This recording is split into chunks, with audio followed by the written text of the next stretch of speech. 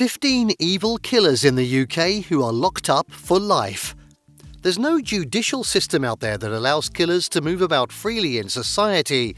The challenge is that some don't have strong enough security architecture to deal effectively with criminal elements in their midst.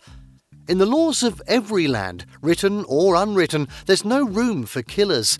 Different degrees of punishment are meted out to those caught by the long arm of the law, from long years of imprisonment to a whole life tariff, sometimes with hard labour. Some countries still embrace capital punishment, either by hanging or by firing squad. Such criminals in the UK are usually locked up for life. This video presents, as examples, 15 evil killers in the UK who are locked up for life. 1. Wayne Couzens. This is one of the most devastating, tragic and wholly brutal killings from someone employed to protect the citizenry from crime.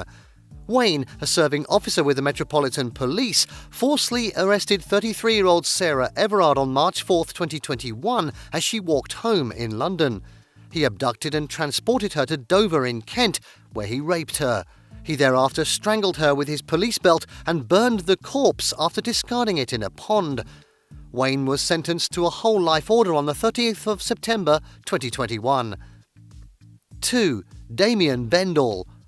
Another one of the evil killers in the UK who are locked up for life is Damian Bendall, who was sentenced to a whole life order in 2022. In a truly evil crime committed in September 2021, Damian murdered his pregnant 35-year-old partner Terry Harris at a house in Killamarsh in Derbyshire.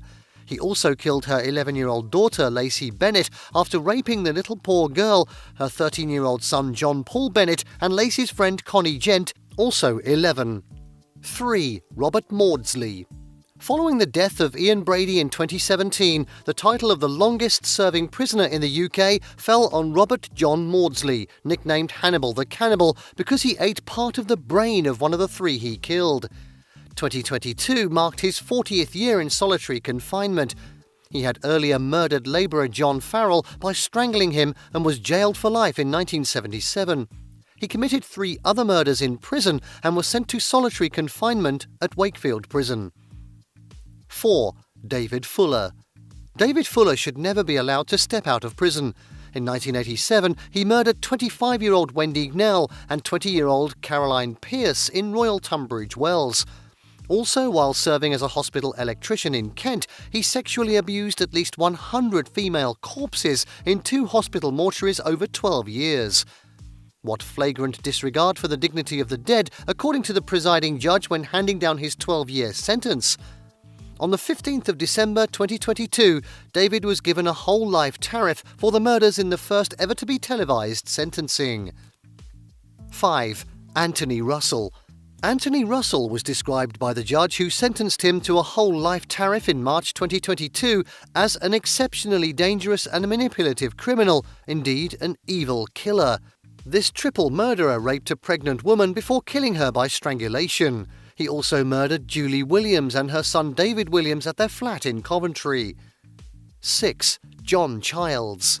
John Childs is one of the longest-serving prisoners among criminals who are locked up for life in the UK. He was jailed for life in 1979. He was convicted of carrying out 6 contract killings, including one of a 10-year-old boy, Terry Brett, and his father, George Brett, Terence Eve, Robert Brown, Fred Sherwood and Ronald Andrews. He committed the crime between 1974 and 1978, including implicating 2 others who were convicted in 1980, though later released on appeal in 2003 when his evidence could not stand in the face of questioning. 7. Jeremy Bamber. Jeremy Neville Bamber's evil crime was so bad that his trial judge could not foresee the possibility of Bamber regaining his freedom. He recommended that Jeremy should serve at least 25 years behind bars. Anyone could bring up any discussion about his release. He was given a whole life sentence after being convicted of shooting down his adoptive parents, sister and 6-year-old twin nephews at the family farmhouse in Essex. He was sentenced by the Home Secretary in October 1986. He also framed up evidence to suggest that his schizophrenic sister had committed the murders by committing suicide. He did that to claim a 6-figure inheritance. 8. Victor Miller. What could ever make a criminal ask to die in prison during his trial? That is the story of Victor Miller, who abducted, sexually assaulted and battered a 14-year-old boy from Hagley to death in Worcestershire in February 1988. He later confessed to this after being apprehended and detained for an unrelated crime. Police revealed in their report that he was responsible for some 30 unsolved sexual assaults. He was sentenced to life imprisonment in November 1988 with the possibility of parole after at least 25, though preferred never to step out of prison alive. 9. Anoir Rossa. Anoir Daniel Rossa was described by the court as a psychotic, bullying alcoholic. A sick, twisted and depraved 33-year-old former soldier on the 20th of January 2013 murdered sleeping 4-year-old Riley Turner. It was a case of kindness goes bad. The deceased parents allowed Anoir to spend the night at their home in Keighley, West Yorkshire, and he abused the privilege by carrying out the savage and sadistic attack, stabbing and strangling the son of his host for reasons yet unknown. He confessed to the murder and was sentenced to life in prison. 10. Paul Glenn. Paul Glenn is another one of the hardened criminals locked up for life. Paul had earlier been jailed for killing hotelier Ivor Usher in February 1989, but was later released on parole in 2002 after serving 13 years. Just 2 years later, in 2004, he killed again as a hitman hired to murder one Vincent Smart. Though he missed his target, he mistakenly missed Smart's friend Robert Bogle. In 2004, he was handed a whole life sentence, never again to be paroled. 11. Philip Hegarty.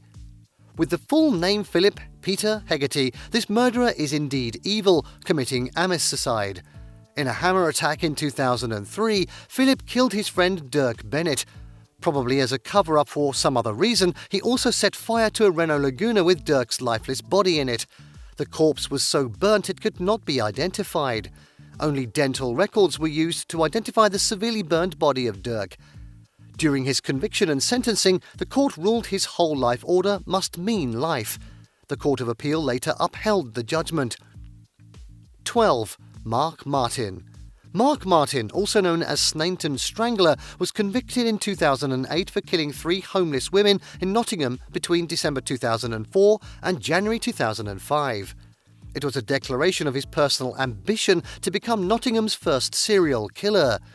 Mark was sentenced to a whole life term. His 2 accomplices were convicted and sentenced alongside him.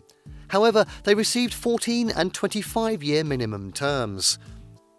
13. Mark Hobson.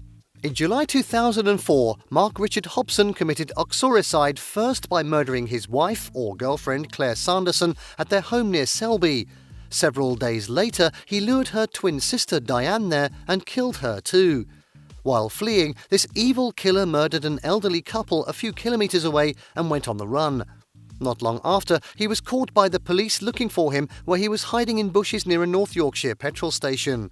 With a history of alcoholism, drug addiction and violence, he pleaded guilty to all these charges in April 2005 and was given a whole life order. 14. Desmond Lee. Desmond Lee is one of the evil killers who are locked up for life. In 1990, he bagged a life sentence for murdering his landlady because she taunted him over his crashed relationship. He was released on parole after serving 14 years. In 2010, he was convicted again, this time of murdering his lover Christopher Pratt in his flat in Ravensthorpe. He broke Christopher's voice box and a bone in his neck. Before dumping his body, he used his credit cards for a shopping spree. 15. Wilbert Dice. In 2010, Wilbert Anthony Dice was convicted of a triple murder committed in 1982. A mother and her 2 daughters were killed in what was initially treated as a racially motivated. Racist slogans that spray-painted over the walls of their homes previously led to that conclusion. However, advances in DNA technology and other facts indicated that the hallmarks of a racially motivated attack were just a plot by the Afro-Caribbean killer to escape justice. The trial judge told him that he'd die in prison while giving him a whole life order. We certainly feel for those affected by the nefarious activities of criminals in the UK who are locked up for life. What do you feel? Kindly share them with us. Thank you for watching this video.